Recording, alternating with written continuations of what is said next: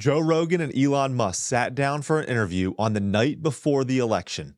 Joe Rogan announced the podcast episode on X with this post, which he endorsed Donald Trump for president. The great and powerful Elon Musk. If it wasn't for him, we'd be, you can read it. He makes what I think is the most compelling case for Trump that you'll hear, and I agree with him every step of the way. And for the record, yes, that's an endorsement of Trump. Enjoy the podcast.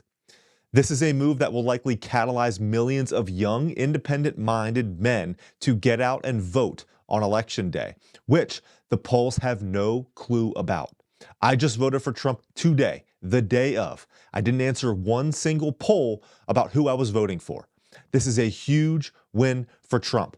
What's also a huge win for Trump is the way in which Rogan and Musk absolutely unleash on Kamala Harris in the clip that I'm about to show you. Listen to Rogan explain to Musk why Kamala ultimately chose not to come on his show.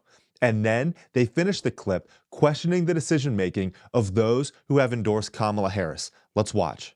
Who's running the country? If she's busy campaigning, she's so busy she can't do anything except Saturday Night Live. She did that. She's so busy. She's constantly campaigning. How could you be paying attention to international relations?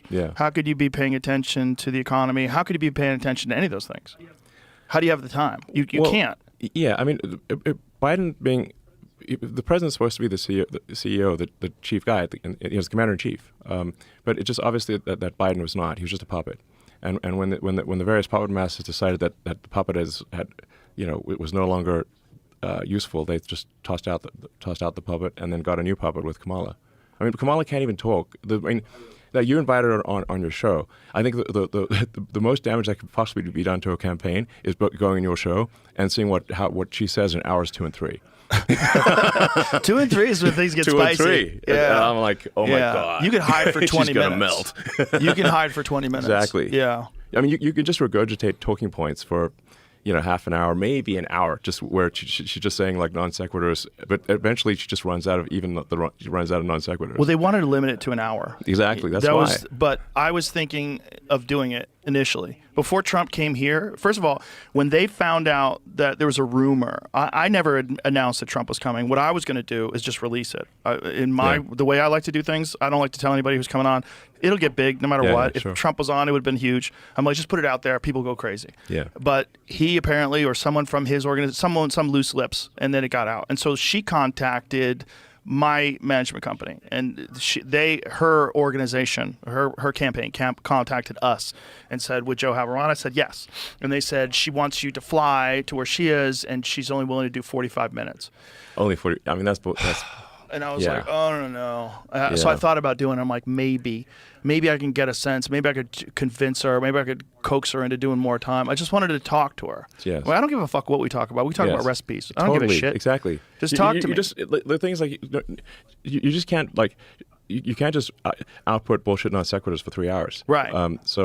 But for 45 minutes you could do. I thought maybe for 45 minutes I could get something out of it. But then when Trump came and did the 3 hours, I was like, you know what? It has to be like this. This is the only way. To be fair, it's got to be like a three hours. And it should be in this room. Yes. Because this room has like a history of people this room expressing has good vibes, themselves. actually. Yeah, it's got good vibes. Yeah, it does. Well, I love this room, actually. I subscribe to the idea that places have memory. I think there's something real to that. That's why it does feel that way, actually. Yeah. I'm sure if you go to Diddy's house, it probably feels real weird. Probably feels weird walking around that house. Probably like, what the fuck happened here? Yeah. I bet there's some memories in that house. Sounds rough, man. Well, it's just amazing how many people on the Diddy party list that are supporting Kamala. Too. Yeah, seriously, it's like insane. Publicly, openly, all in. Yes. It's like J-Lo was like his ex-girlfriend, and it's like now deciding she's like warning people against Trump. I'm like, well, wait a second. So how many people did she warn against Diddy? Right. Oh, 0. Okay. Right. Well, maybe we shouldn't trust her opinion. Did you see the Babylon Bees take on it? Did you see the Babylon Bees? Babylon Bees awesome, but oh my God, they're so on fire because the left can't say anything. Well, the Onion has been crippled. Well, the problem is that like that post. The woke ideology makes like humor illegal. Yes. So when like there's so many humor no-fly zones, right? You can't make fun of anything. Yeah. Babylon Bee had a thing about Kamala Harris. Diddy's ex-girlfriend urges exactly. Americans to trust her judgment. Yeah. What kind of candidate for president cannot sit in an informal setting and defend her policies and values for 3 hours? Throughout American history, long, non-scripted debates and conversations have been the standard. Kamala is not fit to be president. Everyone in Trump's coalition, Trump himself, J.D. Vance, Elon Musk, RFK Jr., Tulsi Gabbard, have been on Rogan, real people, real leaders, standing for and fighting for their values and taking heat and criticism. Look at the endorsements. Who are the people that you look up to as leaders of this country? Kamala is prancing out degenerate celebrities or corrupt bureaucrats who actively contribute to making America and the world worse, while Trump has the most effective, competent, independent, and truth-seeking leaders behind him. The choice is obvious. We have the opportunity to elect a once-in-a-generation administration to take our country back. May God be with us.